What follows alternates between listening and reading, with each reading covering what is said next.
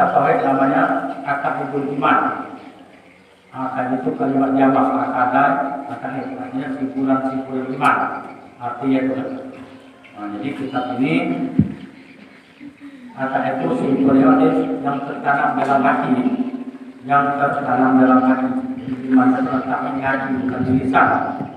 Lisan itu ucapan banyak, tapi yang dihitung itu dalam hati.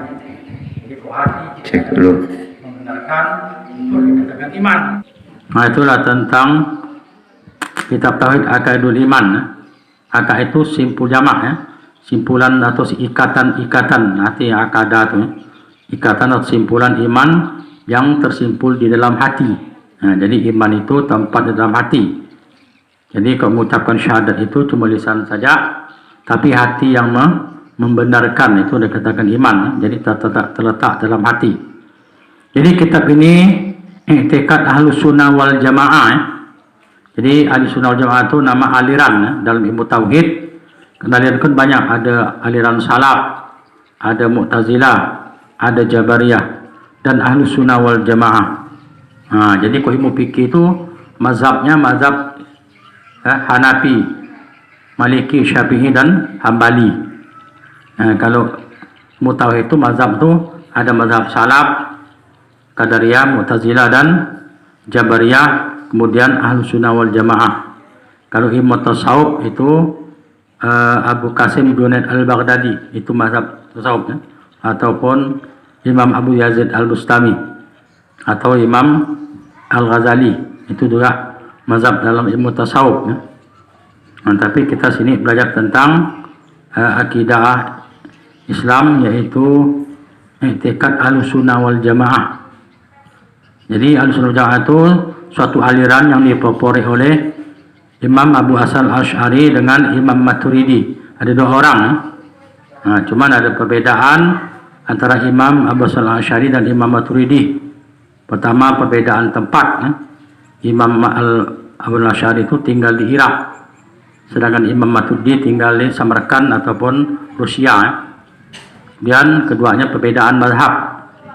Nah, kalau Abu Hasan al-Asy'ari itu mazhab Syafi'i, itu fikih itu ya.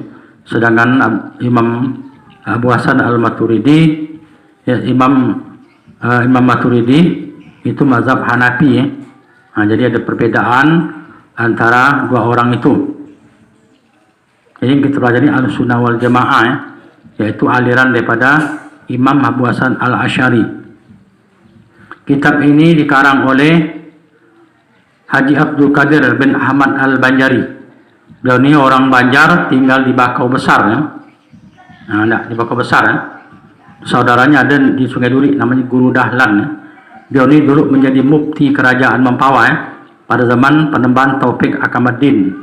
Nah, cuma tidak lama ya. Beliau ini menggantikan Haji Abdul Fatah. Setelah Haji Abdul wafat, maka Abdul Qadir bin al-Banjari diangkat oleh Panembahan Taufik Akamaddin menjadi mufti kerajaan ya, ataupun jadi memberikan fatwa. Cuma ketika dia jadi mufti, datanglah seorang ulama besar namanya Haji Abdurrahman bin Husain Kelantan ya. Nah, jadi sejarah begitu. Karena Haji Husain Kelantan ini orang yang alim, dianggap Haji Abdul Qadir Ahmad menjadi alim, maka beliau mengundurkan diri dan diamanlah yang diusulkan oleh Haji Abdul Qadir untuk menjadi mufti menggantikan beliau ya. Hingga dituju raja, maka beliau mengundurkan diri, maka Haji Abdurrahman Kelantan lah yang menjadi mufti terakhir kerajaan Mempawah ya. Dia orang Bakau dan ya, ulama besar ya, ulama ya. Tinggal di Bakau ya. Mungkin ada keturunan masih ada di Bakau tuh, anaknya pun tak tahu, kemarin sih masih hidup ya. Setelah sekarang nih ya. Dia meninggal tahun 57 kata orang itu ya. Nah, 57 tahun 57 ya. Di kitab ini yang ini udah fotokopi, yang asli tak ada jual lah tuh. Tak sarang nawak ini untuk demat, ada nawak tuh yang aslinya nih, yang cetakan ya. Ini tak salah dia punya duduk di fotokopi ni ya. Tak. Ini tak jual pasaran ni tak. Inilah salah satu kitab karangan ulama Mempawah. Beliau orang Mempawah ya. Cuma tinggal di Bako Besar dan jadi guru di sana ya. Bako Besar dan jadi ulama juga.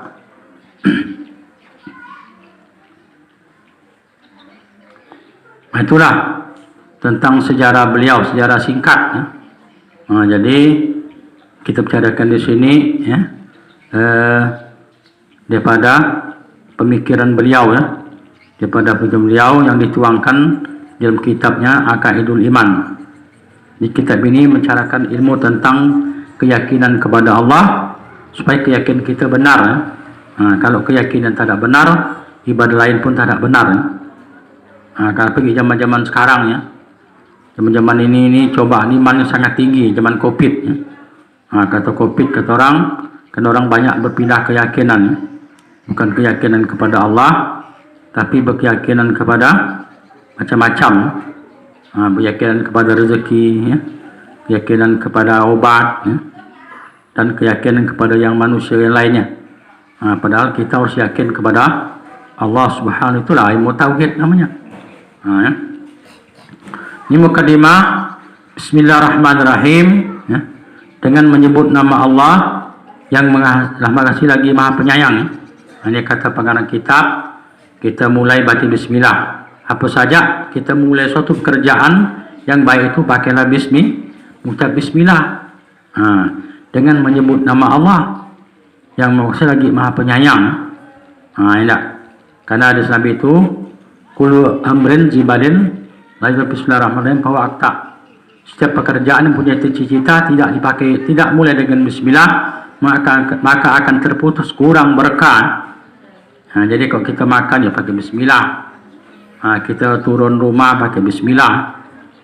Kita nak masuk rumah pakai bismillah. Supaya hidup kita diberkahi oleh Allah Ta'ala. Apapun tujuan kita, insyaAllah akan bawa keberkahan. Jadi tidaklah kita seperti tidak bawa keberkahan hidup kita tu. Aku memulai, kata pengarang kitab ini, dengan nama Allah Tuhan yang amat murah bagi segala hambanya yang mukmin. Artinya Ar-Rahman itu pengertiannya umum. Allah Ta'ala itu maha pemurah, maha pengasih. Siapa saja tanpa pilih-pilih kasih siapapun yang berusaha akan diberi rezeki. Kafir ke dia, beriman ke tak situ, nyembah patung ke dia, apa saja disembahnya situ, tapi dia tetap nikmat, itu dapat mendapat nikmat di dunia. Biar nyembah berhala patung, hidupnya kaya, nyaman hidupnya, rumahnya bagus, kendaraannya banyak, duitnya banyak, miliar-miliaran duit, tapi dia kafir atau tidak ibadah. Itu namanya Allah bersifat Rahman. Artinya Allah tak pada pilih kasih. Siapa saja di dunia ini diberi Allah Ta'ala rezeki ya. Itulah umum tu. Dan yang kafir di dalam itulah mukmin dan kafir dalam dunia ini. Siapa saja itu diberi Allah Ta'ala karena dia mau berusaha, karena Allah itu bersifat Rahman itu. Dan lagi amat mengasihani bagi segala hambanya yang mukmin. Karena aku Ar-Rahman Ar-Rahim itu khusus bagi orang yang beriman, yaitu negeri akhirat akan diberi Allah Ta'ala pahala. Jadi kalau orang Islam berbuat baik dapat pahala, tapi kalau orang yang tidak beriman tidak dapat pahala. Karena Allah Ta'ala cuman sayang kasih saja, tapi tidak sayang kepada mereka. Di akhirat dapat negeri, dapat tempat itu di surganya Allah Ta'ala yaitu bersifat rahimnya Allah. Maka Ar-Rahman Ar-Rahim itu lebih khusus orang beriman kepada Allah akan mendapat kebaikan negeri akhirat, ganjaran tu ya.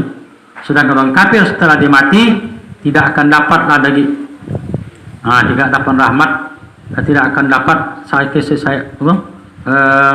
kasihnya Allah Ta'ala, sayangnya Allah Ta'ala. Maka orang kafir biar dia sedekah segala macam, itu tidak dihitung di akhirat ya. Habis. Karena syaratnya tidak beriman. Kalaupun dia solat segala macam, puasa, berzakat, tapi tak ada terima Allah Ta'ala, kerana dia tak ada beriman syarat itu. Alhamdulillahilladzi tawahada fi zatihi wa tanzahu fi na'utihi minan naqisi. Segala puji bagi Allah. Alhamdulillah tu. Alhamdulillah ni maknanya berperat tunggal, tapi banyak pengertian itu. Ada banyak puji. Kan ada 4 puji tu. Puji Allah akan dirinya, puji Allah akan hambanya, kemudian puji hamba akan Allah, dan puji hamba bagi hamba. Ada 4.